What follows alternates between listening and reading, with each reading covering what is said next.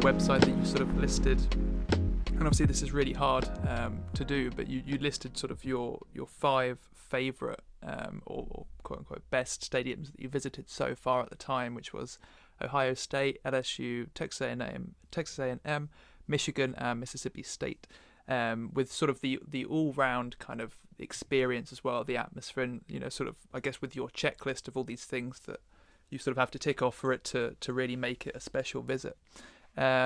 What sort of, if you could possibly sort of explain what really stood out about these 5 individual stadiums that maybe puts them above other ones that you visited?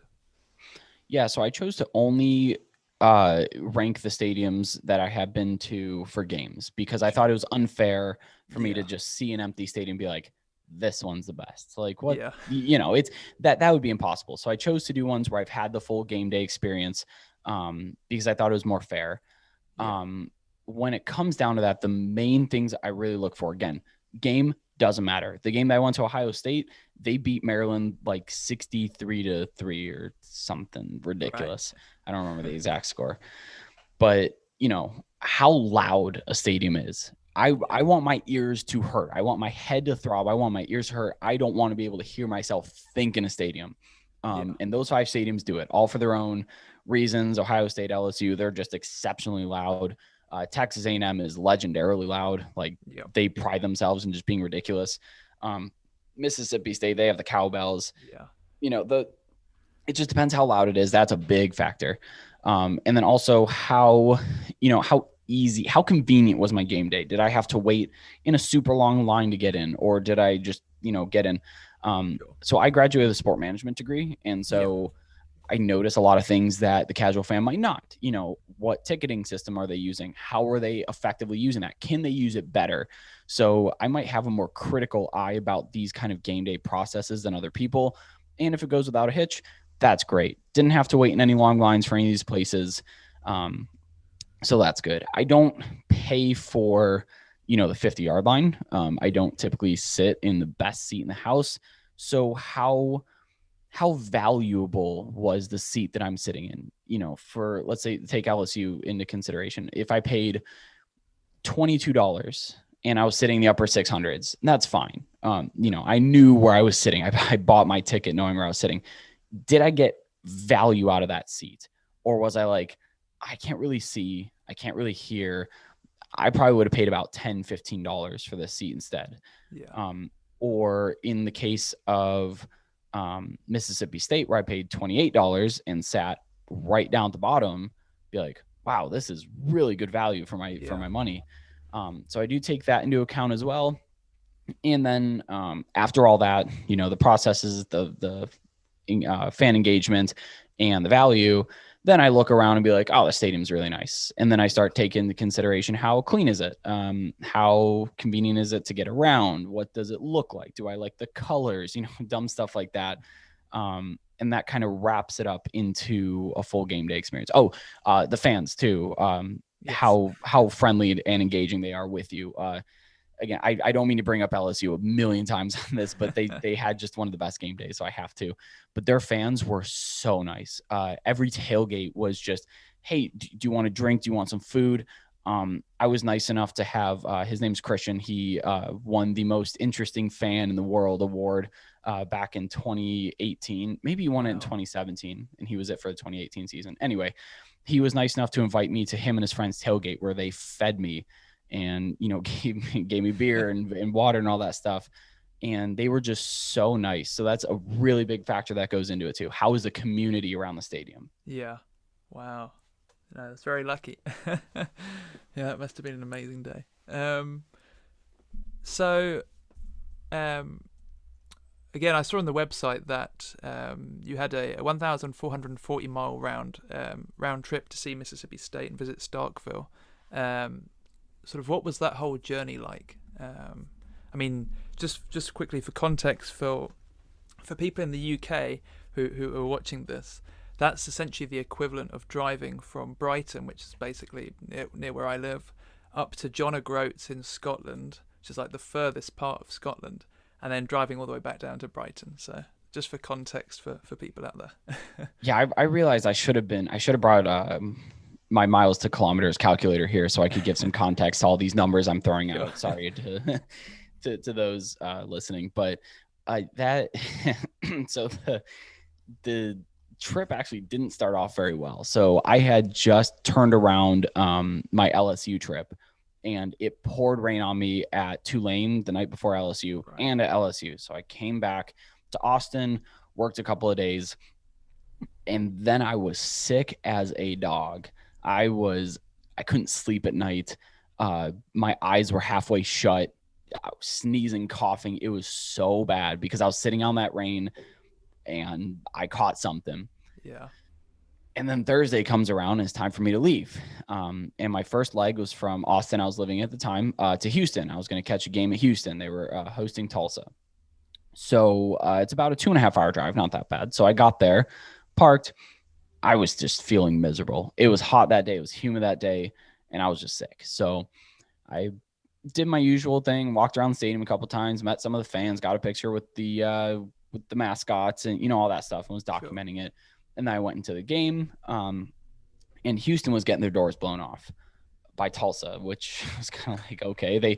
And De'Aaron King, who's now the quarterback over at Miami, prolific Heisman front runner, was playing for Houston at the time. So people are kind of like, what's going on here?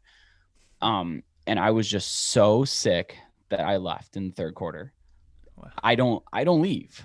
I don't leave these games early. And I left in the third quarter because I was just done. I couldn't do it. And I actually missed Houston orchestrating this huge 26-point fourth quarter comeback and winning the game, which was regrettable. But I went to the hotel and I knocked out. Sure. So this whole week leading up to the trip to go to Mississippi State, my mom was like, don't go. Yeah. And my fiance, who's my girlfriend at the time, she's like, don't go. Like, just eat, eat the cost that you spent already, whatever, like stay home, rest. Yeah. But I was like, nope, I'm going. So then it's another 8 hours, I think, from Houston to Starkville. Again, sick. I've had more medicine in my system than I think I've ever had in my life. But we got there, and the game was great. The game day was awesome. I had so much fun, even though I was getting a little bit better, but I was still pretty sick. And then that drive home that I mentioned earlier about my windshield wipers quitting on me wasn't great. So the trip there and the trip back was certainly, I don't want to say a burden, but it was a trip. But it was super worth it for the game and the game day experience that I got. I wouldn't change a thing. Although I suppose it would have been better if I wasn't sick. Yes. And the tailgating you enjoyed in Starkville as well? Yeah, so their tailgating is really high class. They have leather couches. They have caviar. I'm probably not, but the caviar and these elaborate spreads. And, the Mississippi schools take pride in having these really kind of highbrow tailgating. It's not, there is some of this within students and stuff, but it's not, grab a light beer and crush it over your face and chug it. And it's very wine and hors d'oeuvres and fine whiskey and stuff, but they have a good time. And so I was walking around in, a t-shirt and shorts, and the SEC is famous for getting dressed up to go to game day. And I'll be honest, I don't do that. I do a lot of walking. I'm not wearing khakis and a polo. So, I felt a little out of place. But again, the fans are super nice. There's a specific tailgate that has a sign that says "Ole Miss sucks," and they let me take a picture with their banner, which is funny but also awkward when I wind up in Oxford for a game day. Sure. But yeah, their tailgating it's not as much a big field party as it is, a wine and cheese kind of night. Sure. Yeah. And Starkville as a place to visit, was that an interesting place? Yeah. So if you're going to go to Starkville, you're going to Starkville. You don't just pass through, you're not, oh, I think I'll go on my way. No. You got to go out of your way because it is way, way out of it. It's up there with Lubbock in terms of away from everything. Maybe Right. Memphis is the closest city, but that still might be 3 hours away. But the town of Starkville is so charming. It's this classic Southern college town. They have terrific barbecue there. I was berated on Twitter about saying that the Little Dewey had good barbecue. I guess the locals see that as like that's not good barbecue. Let me show you good barbecue. I enjoyed it. That was fine. But it really is just kind of this charming, small Southern town where the people are nice. It's a Southern town out of a storybook, exactly what you'd expect when you think of the South, the Southern United States, and these small towns. And I thought it was a great college town. So is it worth a visit? Yes, if you enjoy college towns and that kind of stuff. If you're just a tourist or a casual fan, I probably wouldn't go that far out of your way for it. You might be a little disappointed. But people like me who really enjoy the college town and really enjoy kind of the quaint atmosphere and good barbecue, Starkville is a great place for you. Sure. And would you return maybe to see an Egg Bowl there one day? Oh, yeah. For an Egg Bowl, absolutely. I'll be honest here. I'm going to make State and Ole Miss fans pretty angry. Wherever that Egg Bowl is, be it in Oxford or Starkville, I'm wearing the home team's colors. I'm not going into enemy territory with that one. Right. So sort of moving on. If we could just possibly just talk for a little while about your background in recruiting and as a coach. Sort of what was maybe behind the reason to move on from that and kind of go on to other career opportunities, because recruiting is something that it just fascinates me so much. I'm literally obsessed with it. Not even just like LSU recruiting. I mean, I'm just all over that all the time, always checking 24/7, and I just find it such an interesting concept to wrap your mind around. So if you could just maybe talk about that for a bit and your background in that. So to start with, the reason why I moved on, money. Sure. It doesn't pay. And when I say it doesn't pay, I don't mean it pays bad. I mean, I wasn't paid 1 cent for either of my recruiting gigs. Wow. Yeah, it was okay. So I started recruiting at Bowling Green. That's one of those things where I didn't think I could get in. I thought, I'm like, no, it's former players, it's people that are coaches. Turns out it's not. So for any college students or high school students that are thinking about wanting to get into recruiting, first of all, it's very rewarding. Do it, especially in college, when you're not really expected to have a job. Yeah. Just find the right person. Just ask around the athletic department, find out who the recruiting coordinator is, and just talk to them. I'm not some star high school player. I played in high school. I wasn't that great. No all conference, none of that stuff. I started 1 year and that was it. So they don't look for, the all-state quarterback that played Division III but doesn't play anymore because he didn't make the NFL. They don't look at that. Maybe no, not even the big schools, not even LSU and stuff. If you want to be a student recruiter, just ask around and find out. Someone has the answer for you, and there will be an opportunity for you out there. And so I really enjoyed what I did. I just kind of asked around and landed a gig with Bowling Green. I mean, you have to know what you're talking about. Don't go in there expecting to not know anything about football. And have them want you. But, there's a lot of making lanyards and making schedules and some light graphic design if you're good at that. It's a lot of talking to the recruits. I drove an SUV for the first time in college, like a big SUV, like a Chevy Tahoe SUV for the first time in college, driving around recruits. There's a lot of that stuff. So when I moved on to Texas State, which actually I moved to Austin to take the Texas State recruiting job. Right. No pay, 65 hours a week, paying my own rent, living on my own in a state 1,000 miles away from my home. Yeah. But there I actually got to watch tape and make recommendations. And at Bowling Green, I got to make some light recommendations. I actually got a kid signed who was one of my recommendations, which was really exciting. Wow. But then at Texas State, I did a lot of film breakdown, but it's still a lot of, hey, go make this copy. Hey, go drive to the store and go pick up an order of cookie cakes that I have for these recruits coming in.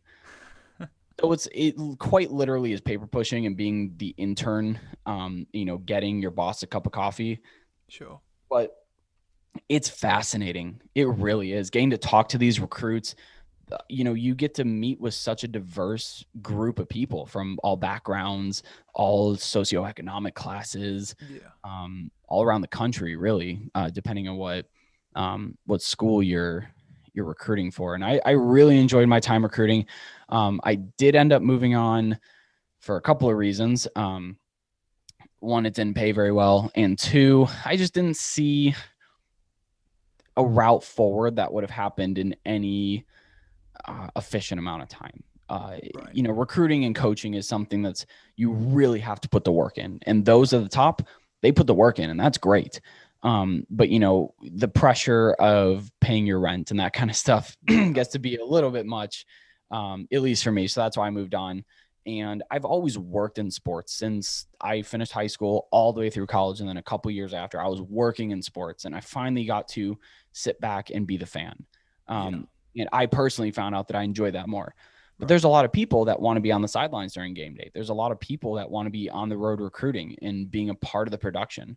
And so for those people, stick with it. Don't quit out, kind of like I did on that. But my time recruiting was definitely valuable. It helped me, number one, interact with diverse people and be able to talk to anybody, because when a recruit comes to campus, they're not coming to campus with conversations and taking the lead on driving conversations. So if you're hanging out with this recruit all day, you better be able to talk to people, because if it's awkward silence, they're not going to be that impressed. Yes, of course. And, there's been times where I've been with the recruit and they felt so at home.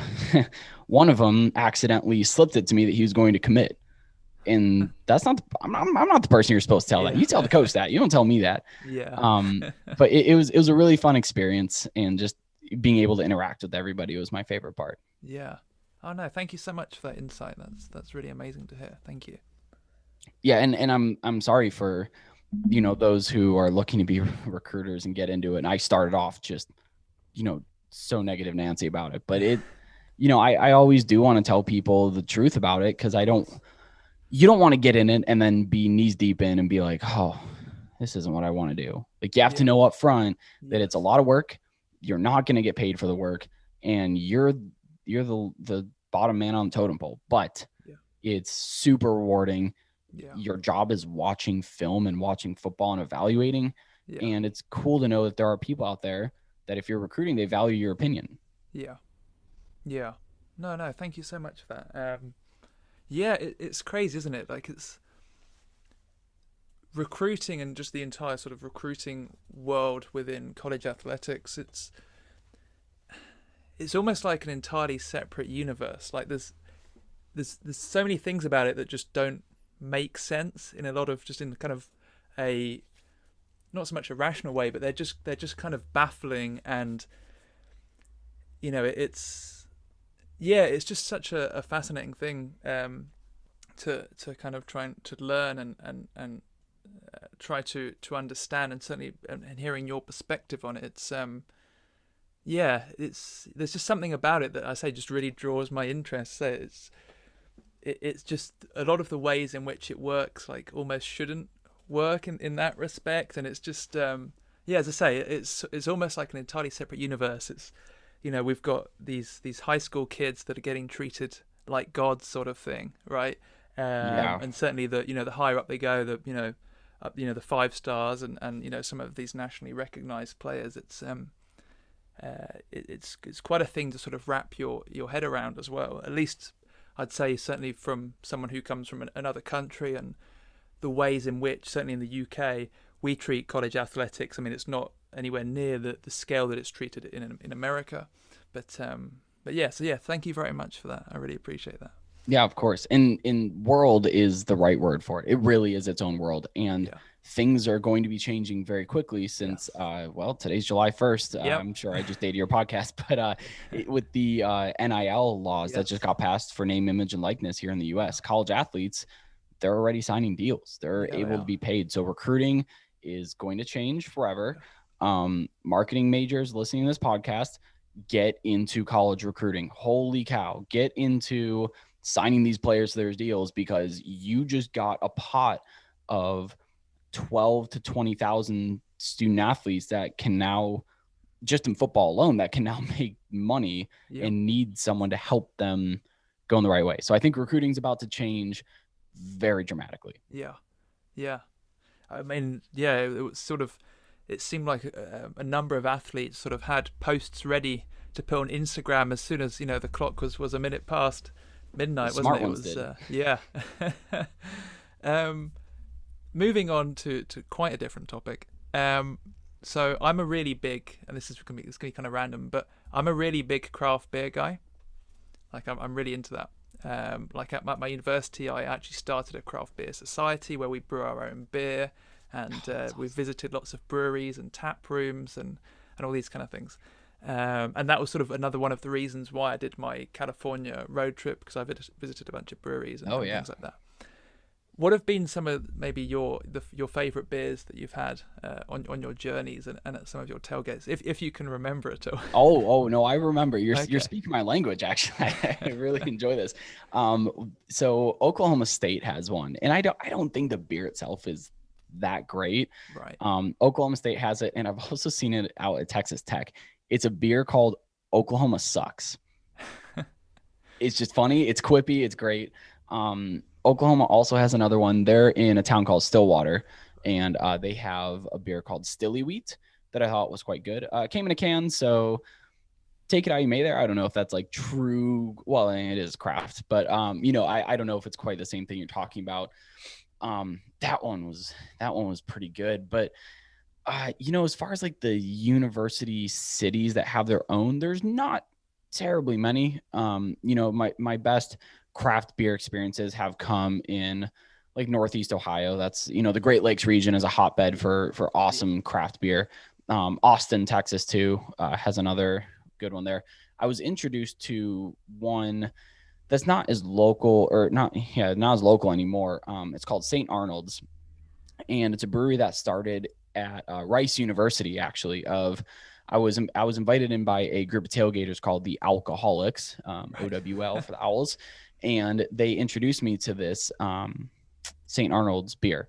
Sure. And it was actually one of their friends that they knew that started the brewery, and now it's all over Texas. I'm sure it's outside Texas too, probably Louisiana. Haven't checked, but it's really great. And I started off with, it's called their lawnmower, and it's just kind of their like summer brew that they have, and it's terrific. It's super light. It's great. But then from that, I was also introduced to their Christmas ale, which I love Christmas ales. Those are my favorite. The fall ales and the Christmas ales are my favorites. So I was introduced to that through knowing about St. Arnold's. And I would say that one is a must have. If you're in the state of Texas, people Lone Star beers, the famous one, but it's water. It's gross. Yeah. Get the St. Arnold's if you can pick it up. Sure. Okay. Thank you. I guess following on from that, then, what have been some of the best food and drink that you've had at the tailgates that you visited? Yeah, number one, the best food that I've had along these travels was the home cooked Cajun food that I had at the LSU tailgate. Right. Doesn't get much better than that. Doesn't come from a restaurant. It's just the guy whose tailgate it was just had a few grills put out there, some chicken, some mac and cheese, some crawfish. It was just so good. So that was number one by a pretty comfortable margin. Again, I brought it up a little bit earlier, but the Little Dewey barbecue in Mississippi State, I guess people are going to yell at me for this again, but I don't care. I liked it. It was really good. I think the Alabama, Mississippi has the best barbecue. I'm sorry to my fellow Texans who tell me Texas barbecue is the best. It's not. You just haven't had other barbecue. But yeah, if you're in the southeastern U.S., just pick out a rundown barbecue place. The stickier the tables, the better the food, Yeah. is what I've learned. It's pretty terrific. But that and LSU's Cajun food just tops. Just cannot beat it. And for people watching this, I haven't told Brett to mention LSU all the time as well. He's brought this up No, on his own. So it really is just coming from, because I'm serious. LSU has had one of the best all around game days that I've had. So I'm just going to keep referencing them. Yeah. Well, moving on now then to LSU. If you could sort of maybe go back and sort of just describe, the whole visit to Tiger Stadium, sort of your thoughts on the stadium, its design, and sort of the location that it has on campus. Yeah, so it's right in the middle of campus, which is awesome. I love when the stadiums are really centralized to campuses. Even the school that I went to, the stadium is kind of off to the side, and there's plenty of schools like UTSA where their stadium isn't even on campus. It's like a 25-minute drive away. So I like that LSU's is buried right in the middle of campus, right across from their basketball arena. They have the Mike the Tiger pen right across that's like pulled out of like a zoo. It's really cool. And campus is beautiful. It's a little bit older, but it's very Louisiana. It's a very Southern campus, really nice, a lot of history and tradition in there. And the stadium itself, first of all, when you come into Baton Rouge, you park, at certain designated spots. So I parked my spot and I GPSed walking to the stadium. Right. 1.2 miles away. Oh boy. Okay. There's a reason for that though. It's because that 1.2 miles is filled with tailgating. The whole way there was tailgates. The whole walk there was probably about a 25-minute walk. Tailgating everywhere, and everyone was super nice. Hey, go Tigers, all that stuff. It was great. So, you walk your way through the tailgating, and like if you go to LSU, do not pass on that. Even if you don't have a tailgate to go to, just walk through. Just look at everything that's going on. It's so much fun. So I end up walking to the tailgate that I was attending, and it was right by the stadium, which is cool. So we didn't have to go that far. But then the stadium itself from the outside is really nice. It's really big. But when you get inside, this thing is imposing. Like the size and the scale of it, the steepness of the stands, you're just like, whoa, like I'm in an arena. It's almost like a coliseum for gladiator fights. You're just like, whoa, where am I? And the whole thing fills out. I think it's about 102,000 capacity. Yeah. So my tickets were up. I usually just buy the best value tickets. So in this example, I just bought a cheap ticket, sat up in the 600s. I'm a little bit afraid of heights, and sitting up high in stadiums doesn't bother me. But to get up to the 600 level, you take escalators. Yeah. But they're not escalators that are built in like you see at the airport. It's like freestanding elevator. Or escalator, I'm sorry. And if you look over the side, you see straight down. So I tried to do that as little as possible, but you finally get up there. It's great. And actually I went to the game with another college football traveler, college football tour, Andrew. And he was sitting much closer to the field, like in the lower bowl. And he actually invited me to come sit next to him, which was great because there was an open seat. So I got to see the stadium from both sides, and their field is like the coolest field ever. It's got, the purple and the yellow alternating on the sidelines. It's got the tiger eye right at the center field, which is really cool. And then they also mark their field markers every 5 yards instead of every 10 yards, like traditional.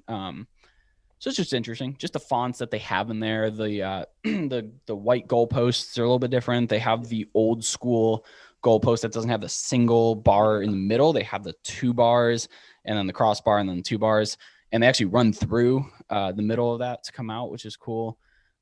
Death Valley. I know there's a battle going on between who the real Death Valley is with Clemson. I'm going to say it's LSU because LSU destroyed them in the national championship game. So they won the rights to that. But it's a cool stadium. It's a great campus. And again, if you get the chance to go there, just walk through the tailgating. Park far away. It's fine. Yeah. Walk through the tailgating. Getting out of town is a little bit tough though, because Tiger Stadium sits off a 2-lane road and they block off all the other ones. So all 102,000 fans have to get out via 2 lanes. Sure. Yeah. Well, do you have sort of, you've already mentioned a couple, but do you sort of have any tips for fans like myself who haven't visited Tiger stadiums, when we do go, any sort of any tips or suggestions? Yes, there's free parking. Right. And like I told you, it's 1.2 miles away, Yeah. but it's free parking. That's a big expense when it comes to college football travel, because a lot of these places will charge you so much money to park there. So there is free parking there. Look up where it's at. I don't exactly remember. I remember what the area looked like, but I don't remember exactly. But yes, free parking for that. Come early, come hungry. Boy, if you can go on social media and try to find a tailgate to attend, again, the fans are really nice and welcoming. So if you planned it out ahead of time, someone's probably going to let you in. Don't show up empty-handed. Good God, if you get invited to a tailgate, bring something with you. It's just common courtesy. So, come early, come hungry, because they're going to feed you. The tailgating's amazing. If you're sensitive to sound, bring earplugs, because Tiger Stadium is one of the loudest places you can think of. And I guess this is a little bit of hypocritical advice here, because I did say I wanted to return from Alabama or a Florida game, but you don't have to. If you're looking to, go to Tiger Stadium on a budget, you can. You can find a game. I went when they played Ole Miss, and Ole Miss wasn't very good that year. They beat the crap out of them, but I didn't pay that much for the ticket, and you still get the full game day experience. LSU fans, they don't just show up for the big games. They're not fair weather fans at all. It was raining. They're playing like a 2-3 Ole Miss team at the time that they ended up beating by 30 points, but the atmosphere was still super loud. And then my final piece of advice is go to a night game.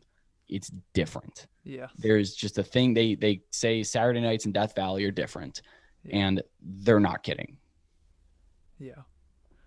Wow. Okay. Thank you very much.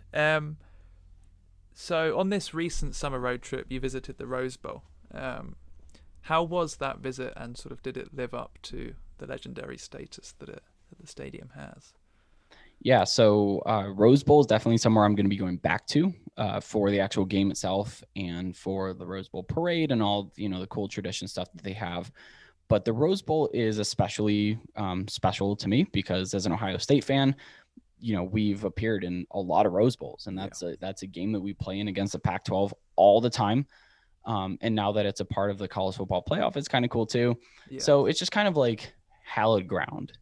It's kind of like Lambeau Field in Green Bay. That's hallowed ground. LSU Tiger Stadium is hallowed ground. The Rose Bowl is hallowed ground. And it's kind of cool because it sits in the middle of a park, actually. So while I was there was a bunch of like youth soccer games going on and people biking. There's a golf course behind it and all that stuff. So I didn't actually get in. I'll be honest, I didn't actually look for a way to get in. Just kind of, I know it's going to sound kind of dumb, but like out of respect for the stadium and the grounds. So I got there, took my tripod, took the classic picture in front of the Honda gate with the Rose Bowl in the background. Took it right at dusk. So it was a really cool place. Kind of one of those where I didn't spend the whole time documenting. Just kind of got there, walked around, looked at it with my own eyes, and was just kind of like, this is cool, because, people forget UCLA plays their home games there, but it's much more than that. It's a very cool place. Yeah. Because I'm trying to at the moment plan a trip to go and see LSU play UCLA in week 1 in I think 3rd or 4th of September. But it's proving hard at the moment because there's problems trying to get into the States and sort of knowing when travel is going to be allowed to sort of resume with that. So I'm kind of fingers crossed it will be sorted out soon, and I will be able to go to that, just because it feels, I haven't been to Tiger Stadium yet, but seeing LSU at the Rose Bowl seems like maybe a once-in-a-lifetime opportunity. Yeah, definitely. Unless they make the playoff on a year where the semifinals happening there. Yeah, that's gonna be really hard. I agree. I would get there if you could. And that's a game where a lot of people from Baton Rouge are gonna be traveling, or every LSU fan in the state of California is gonna be there. Yeah, no, I've been seeing the LSU message boards, and it sounds like there's going to be a lot of people traveling. I think that it might be the case that there's going to be more LSU fans than UCLA fans. I did probably. Yes, yeah. I think when Oklahoma played there, I think it was maybe 2-3 seasons ago. I think there was like 3 Oklahoma fans to 1 UCLA fan or something like that. But okay. So yeah, I'm say fingers crossed I'll be able to attend that, because it would be such a incredible experience, no doubt. Yeah. Fingers crossed for you. Either that or pick up a fandom of a Pac-12 or a Big Ten team. Then you can make your way over there. Yes. um, Regarding sort of traveling tips with what you've done, do you have sort of any tips for folks who might be thinking about undertaking the same sort of journey and attempting to visit as many stadiums as they can? Yeah, definitely. Number one, plan everything out in advance. I learned very quickly on my summer road trip last year that if you go in blind to all these stadiums, you're going to waste a lot of time at them. So if you want to go real quick, place to place, you need to map it out beforehand, know where you're going, know where you need to park. I won't give away all my secrets, but kind of like know where to look at the stadium. And you'll get better at that as you go along your college football travels. But definitely planning. And then also, I hate to be a downer about it, but don't assume that it's just free. I spent more money on gas than I'm willing to admit on this past summer road trip, especially in California and Oregon, where the gas prices are almost twice what they are here in Texas. But it's a lot of fun. And again, I might have mentioned this way early at the beginning, but leave your expectations at home.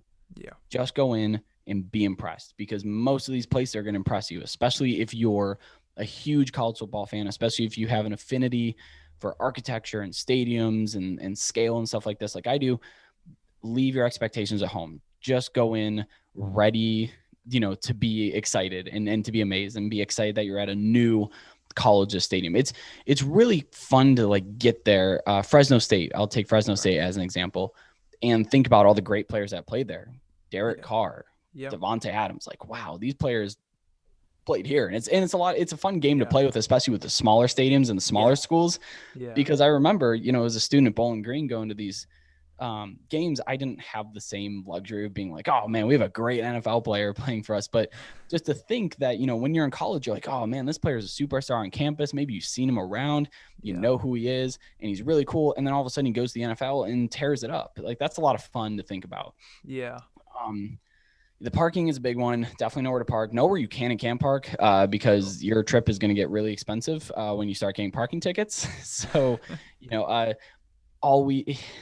this is kind of a dumb one, just kind of, I guess, a life tip in general, but always pay the meter if there is one. Yeah. Don't try to skimp out and save your $2 in parking that you're going to pay, because universities will give you a $40 parking ticket before you turn your car off. So just keep that in mind. But other than that, just do it. Just get out there and go to local ones. If you live in the eastern part of the United States, you're afforded the luxury of having maybe 20 colleges within a 3-hour drive of you. Yeah. So go to those schools. Just check them out. They're really fun. They're really great. Don't be afraid to talk to people on campus. Don't be afraid to ask. Definitely ask permission to get into the stadium if you see somebody and the gates aren't immediately open. Planning that in advance can help too. For example, Air Force was a stadium that was originally on the summer road trip. I didn't end up going because they have, first of all, Air Force Academy, unlike other campuses, you can't just drive in. You have to go through like a security gate and all that stuff since it's military. And so I reached out beforehand asking if they're accepting visitors due to COVID. Last year, they told me they are not. This year, I didn't hear back, so I skipped it, whatever. But if you reach out in advance, you can get straight answers. Yeah. Can I visit your stadium? They'll tell you yes or no. Yeah. Cool places that you might not expect to be open that are, I guess, for regional tips here, Oklahoma. That stadium's open. Pretty cool. Thought it was great. Places like Notre Dame and Boise State, you can contact the admissions or athletic department and actually set up tours. Notre Dame's is on their campus tour, which is really cool. Yeah. So if you want to see stadiums like that, just ask. Don't think you have to be sneaky and break into these places, which I guess will be my last tip for people. Don't do anything illegal. Don't hop a fence. Don't cut a lock. Don't do stuff like that, because you can get in serious trouble. And is it really worth? It's not worth posting jail bail. So, get in if you can, but don't if it doesn't look like it, and contact people in advance. Yeah. Okay. Well, thank you very much for those tips. So sort of finishing off now then, what's next for the Road to College Football, and sort of how's the full schedule, sort of how's the planning for that going? Yeah, so my fall schedule is out. It should be out soon, but it is just 1.0. So this thing could change a lot. But I am looking at big games like North Carolina at Virginia Tech. Really excited about that one. Notre Dame at Florida State. And then I'll probably stay fairly regional Texas for most of the rest of the year, going to games at Oklahoma, going to games at like TCU, places like that. But that's what's next is the season. I'm really excited for that. I'm at 98 stadiums, which means Stadium 100 is also coming this year. It's kind of a big deal, I guess, because it's 100. It's just kind of a centennial number. But out of 130 stadiums, I don't know. It's kind of an arbitrary landmark. But I'm looking at a couple of different stadiums for that one. I actually just put a poll out recently asking. It's either going to be between Arkansas State, Louisiana, Coastal Carolina. I think those are the three I'm down to for Stadium 100. So that's going to be coming early this fall, either week 1 of the college football season or before. So I'm excited about that. But yeah, just a packed schedule with some great games. We got some really interesting matchups like Nebraska at Oklahoma that I'm really looking forward to going to. Which is the anniversary of one of the greatest games of all time, of course. Yes, yeah, and one of the most historic and storied rivalries. So I'm really excited to see that rejuvenated. And we got games like BYU traveling down to Baylor, just kind of like interesting teams on the road that you don't see very often. So I'm looking at games like that. But yeah, the next step is finally, for the first time in years, we're gonna have a full slate of college football. Yes, yeah, no, it feels good to have that back. And with Arkansas State as well, just thinking about them really quickly, they've got, is it like waterfalls built into the stadium? Yeah, they have a really cool stadium. I'm honestly, that's one of the stadiums I'm actually most excited to see, just because of the waterfalls and it's been updated and stuff. But yeah, Jonesboro, Arkansas, that's a place where like there is no convenient way to get there. Both of the Arkansas schools, Fayetteville too, is like that, where it's like not off an interstate. You have to go way out of your way. But yeah, I'm very excited for Arkansas State. Maybe we'll see if that's 100. And then once you've visited every FBS stadium, is there sort of a plan to do anything after that? Are you maybe going to do like a book on this, or? If anyone would read it, I'll buy the first copy. Yeah, maybe we'll see. I think once I get to all 130 stadiums, the next step, well, first of all, getting to Hawaii is gonna be fun. But once I get to all 130 stadiums, I guess the next thing would be go back and catch a game at all 130. I know that's a true Club 130 that there's only 10 people a part of, maybe. So that will be the next way. But I'm projecting 130 to come next 2 or 3 years. So I got some time to think about it.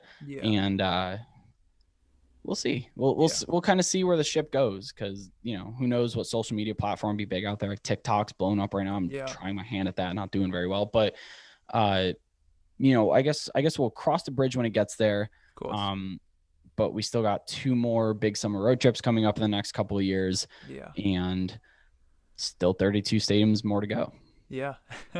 And would you ever kind of think about doing all the FCS stadiums as well? I think there's 127. Yeah. There's another bunch of those. Those definitely aren't easier per se, but you don't have the Hawaii hurdle. Sure. Yeah. But yeah, FCS is something that I started to kind of look at this year along my travels. So I will pepper them in as I go. Yeah. FCS fans are going to be mad at me, but I wish that they would keep their schedule in the spring. I really do. Yeah. Because then you don't have to make sacrifices. And like, yeah, of course. I'm sorry to Sam Houston State, but I'm going to go to Texas A&M. Yeah. It's a hard thing to make. I have to choose because I don't have unlimited time. Yeah. But yeah, maybe once the 130 is over, we'll start to think about these FCS schools, because they are each unique and really interesting in their own right. Yeah. Yeah. Excellent. Is there anything else you'd sort of like to add before we end the video? Any sort of Any other news, or I mean, I'm going to have the links to your website and Instagram and everything like that in the video below anyway. But anything else at all? News, just keep an eye out for the 2021 schedule 1.0. It's coming out really soon, and yeah, Stadium 100. I'm excited for those things on the horizon. But other than that, we're just kind of winding down. Oh, week one's going to be interesting. I'll be on the road. From Fort Worth, I'm meeting my dad out in Tennessee and North Carolina, and we're going to Virginia and see Bowling Green play Tennessee to kick off the season on Thursday night in Neyland Stadium. And then we're doing North Carolina at Virginia Tech, and then the Notre Dame at Florida State game. So week one's going to be really big. I'm also going to be visiting several more empty stadiums there too. I think I should be at about 106 once that week is over. Sure. Wow. No, that sounds incredible. Well, I just want to say thank you so much for joining me today, Brett. It's been amazing hearing everything you've got to say. And I appreciate you having me on. I've really enjoyed it. And again, the LSU backdrop and everything, it's so great. So great. I love it. Thank you very much. Thank you. But thank you very much, and take care. And I just wish you the best with the rest of this trip. And I mean, it's continually evolving and going on. And it's just amazing being able to watch and see the footage that you put out there and the photos and hearing the stories of, these individual stadiums and the different trips, and even the funny stuff like turning up and there's a graduation ceremony going on and stuff like that. So hopefully there's a lot more of that to come. Yeah, I really appreciate you saying that, Alex. I really do. And I'm that's why ROAD to CFB exists, not for personal reasons. I want people to be able to enjoy it and see it and hopefully replicate it.